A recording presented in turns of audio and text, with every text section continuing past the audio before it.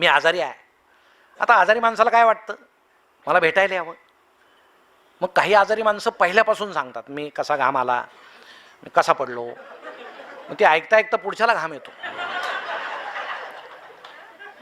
2 स्टेन टाकल्या, आता पुढच्याच्या छातीत 4 आहेत, तो कशाला सांग. पण आपल्याला दुःख देखणं करायची सवय आहे. आम्ही दुःख विकतो बाजारात.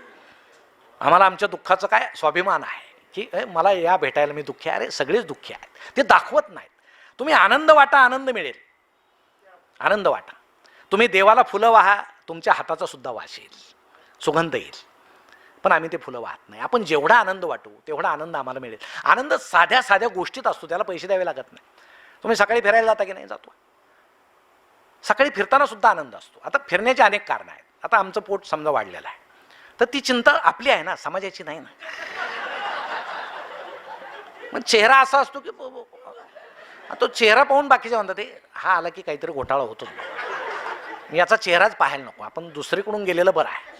म्हणून पहाटे फिरताना सुद्धा शेवटी ते थंड हवा आहे, सकाळचं वातावरण आहे, आपण आनंदीच राहायला पाहिजे. आम्ही हा कुणीतरी कुत्रा घेऊन फिरतोय शेजारी, मग आपल्याला कुत्राच नाही याचं दुःख बाळगायचं का? तो फिरतोय ना घेऊन, त्याच्याकडे पहा. कधी कधी तो कुत्र्याला फिरवतोय की कुत्रा त्याला फिरवतोय तेच समजत नाही. तो आनंद लुटा ना जरा, मस्त पहा. आता रामदेव बाबा योगासनं करतात, केले पाहिजे. पण आता रामदेव बाबा काय त्यांचं आरोग्य चांगलं राहण्यासाठी योगासनं करत नाहीत, त्यांचं चांगलंच आहे. ते आता त्यांचा व्यवसाय झालेला आहे. त्यांचे अनेक व्यवसाय आहेत. म्हणजे कपड्याला खिसा नसताना सुद्धा एवढा व्यवसाय असलेला माणूस जगामध्ये तेवढाच आहे.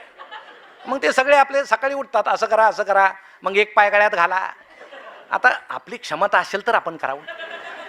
त्यांनी गळ्यात घातलं की आपण घालायचं, तो निघत नाही. मग आमच्या हिला म्हणायचं एवढा काढ, ते म्हणते काढ नाही दुसरा घाला, दिवसभर असेच बसा.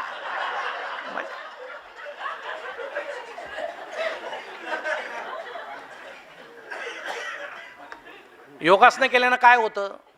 एक जण म्हटलं आयुष्य वाढतं. मग वाढलेल्या आयुष्यात काय करायचं? तो म्हटलं योगासनं करायचे.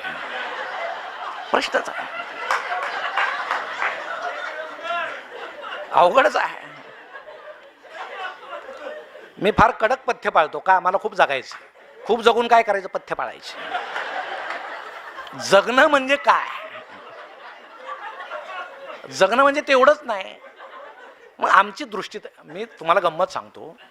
मी एकदा पहाटे फिरायला गेलो, असं नुकतंच असं फटफटलेलं होतं, थोडा दुसरा अंधार होता, आणि मला कुणीतरी स्त्री गुड मॉर्निंग म्हटली दुरून.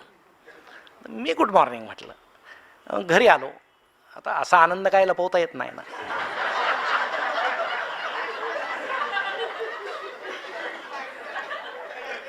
तर हिनं विचारलं, आता बायको लगेच ओळखते बरं का चेहऱ्यातलं, काहीतरी झालेलं दिसतंय, आनंदी दिसतंय. म्हटलं नाही तसं काय नाही.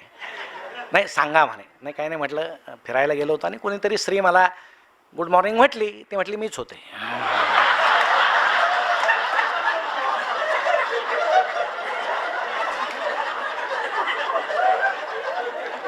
तुम्हाला सांगतो लगेच चेहरा पाडला बा. मग तिनं विचारलं, परस्त्री गुड मॉर्निंग म्हटल्यावर आनंद होतो, बायको म्हटल्यावर दुःख होतं असं का? विचार करण्यासारखी गोष्ट आहे ना. सुख आपल्या जवळ आहे, आम्ही नाही ते मानत. ते मानण्याची क्षमता, ती दृष्टी आमच्यात आली पाहिजे. आम्ही ती सकारात्मक दृष्टी पाहिजे आमच्यामध्ये. आम्ही कायम नकारात्मक. काही लोक तुम्हाला सांगतो अशा आहेत ना, प्रत्येक गोष्ट त्यांना असं वाटतं की नकारात्मक आहे. म्हणजे हे साहेब खूप उशिरानं घरी आले म्हणून त्यांची पत्नी त्यांना असं म्हटली की किती उशीर केला तो, मगापासून बंड्या म्हणतोय माकड पाहायचं माकड पाहायचं.